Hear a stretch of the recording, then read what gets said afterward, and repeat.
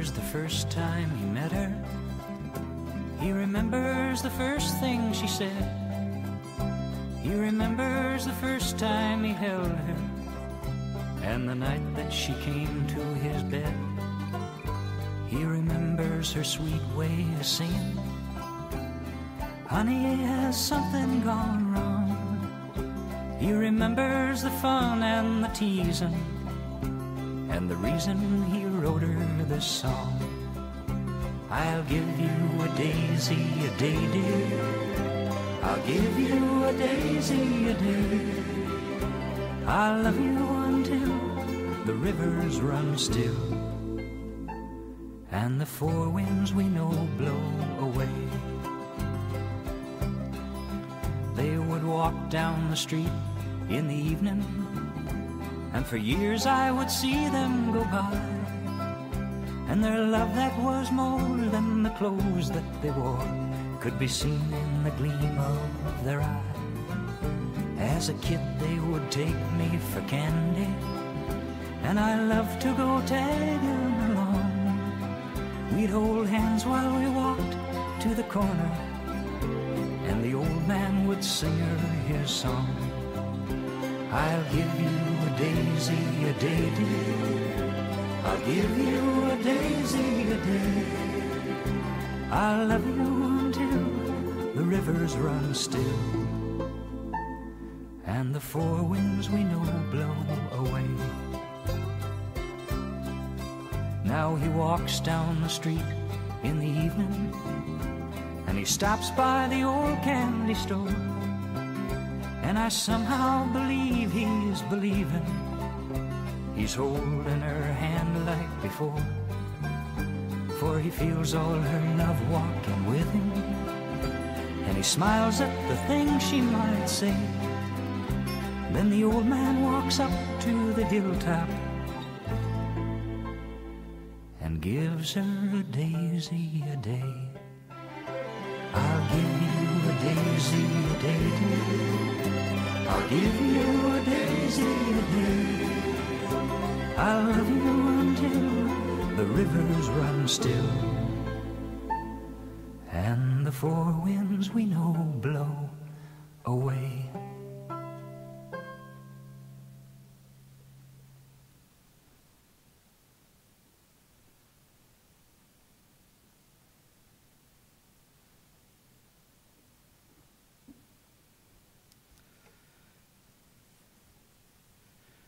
On behalf of Dan and Jackie, we'd like to welcome here today for this informal service to celebrate the life of Enid Anderson. Enid was born at Auburn, Sydney in 1921, the sixth child in the family that would later grow to have 11 children overall. In the mid-1920s, the family moved to Bathurst, New South Wales, where her father was a railway worker. In those early days, not many homes had electricity, and the family transport was a horse and cart.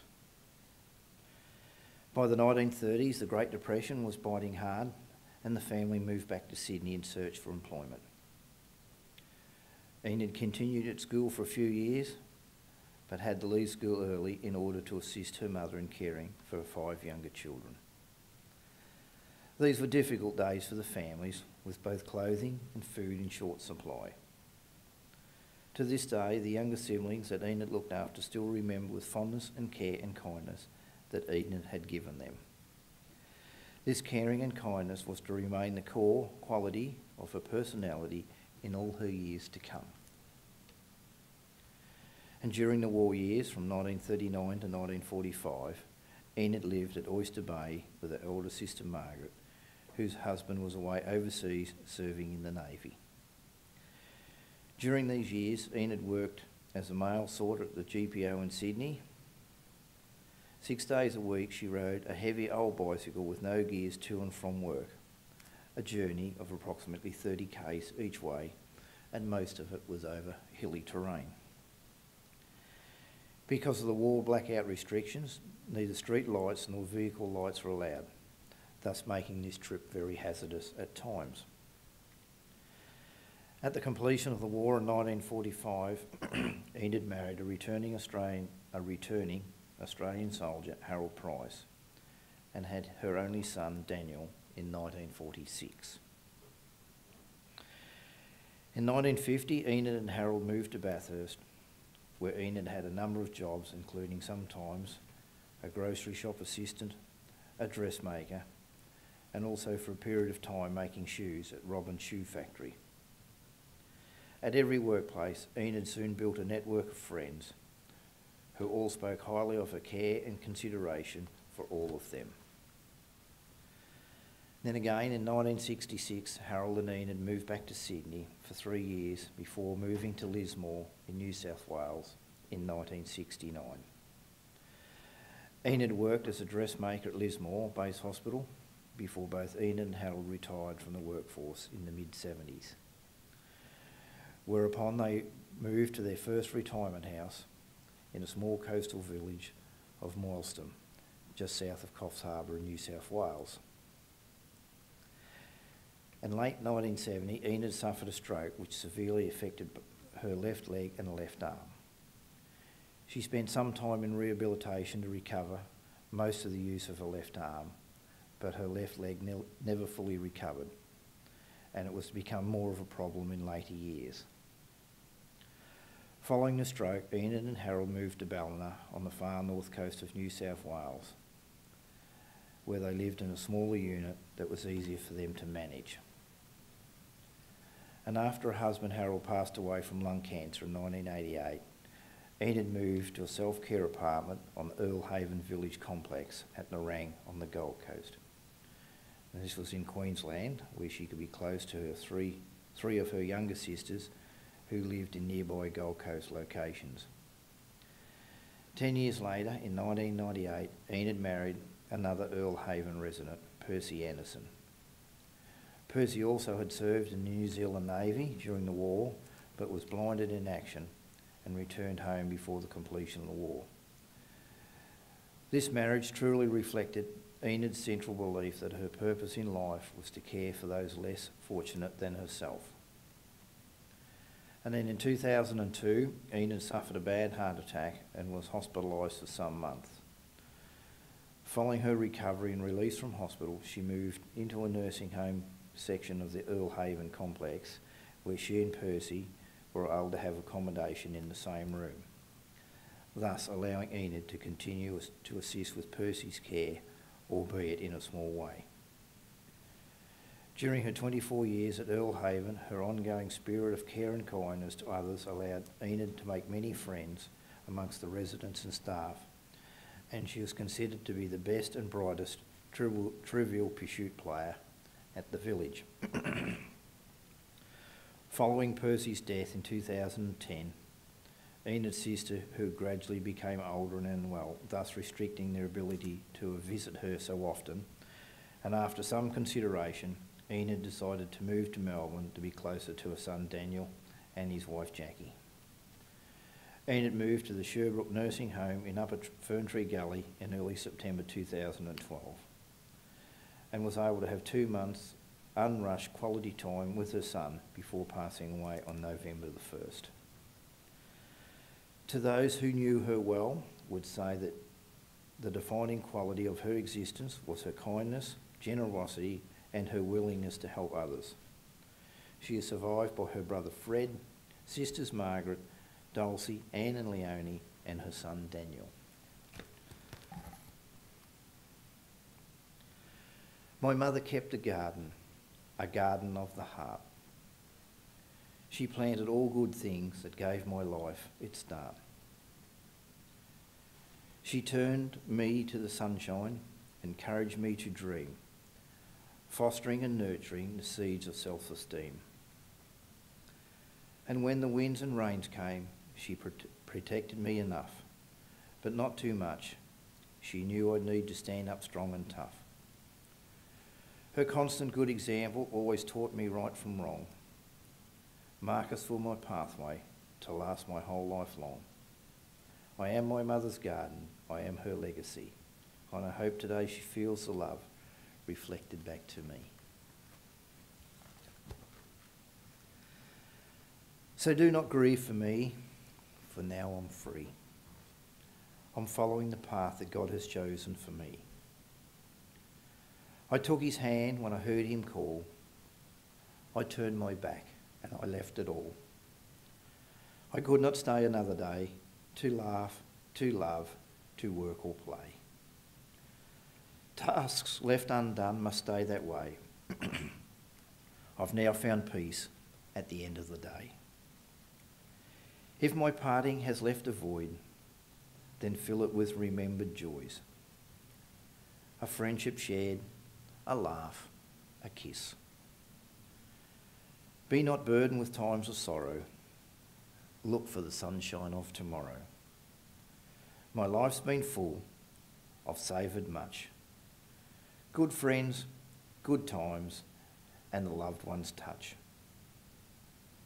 Although perhaps my time seems all too brief, don't lengthen your pain with undue grief. Lift up your heart, peace to thee. God wanted me now, he set me free. Tenderly and reverently, we here commit the body of Enid Anderson to the elements, and ultimately to Mother Earth, from which all life comes, and to which in the end all life returns.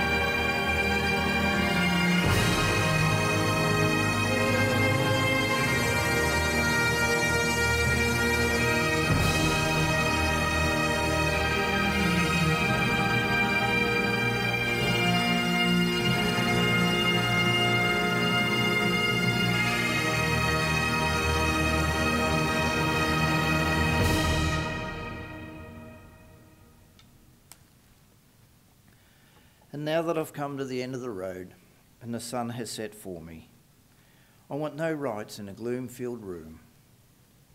So why cry for a soul set free? Miss me a little, but not too long, and not with your head bowed low. Remember the love that we shared. Miss me, but let me go. For this is a journey that we all must take, and each must go alone. It's all part of the Master's plan, a step on the road to home. So when you're lonely, go to the friends you know, and bury your sorrows in doing good deeds. Miss me, but let me go. This completes our service here today. And on behalf of Dan and Jackie, thank you for coming along and supporting them in their time of grief. And may Enid Anderson rest in peace, and God bless you all.